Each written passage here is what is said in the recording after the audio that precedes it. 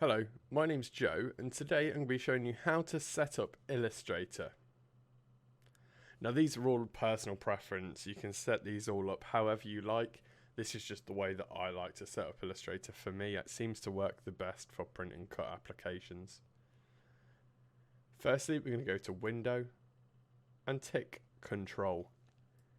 This control option shows all of the quick changes to your color settings, so you can really quickly add outlines.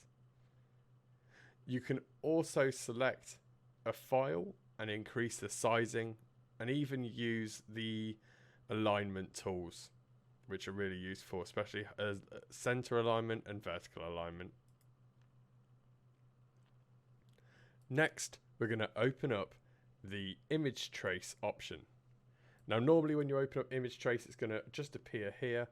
If I drag it over to the right hand side, I can dock it to the bars on the right hand side here. Next, we're going to want the Pathfinder tool, which once again, really useful tool. I tend to dock it just above image trace, but once again, this is all personal preference for me. If we then go to Window and Swatches, it's really useful to have your swatches open. You can see this is the menu that we had when we were opening the new palette in the previous Illustrator video. And then we have our cut contour palette appearing here.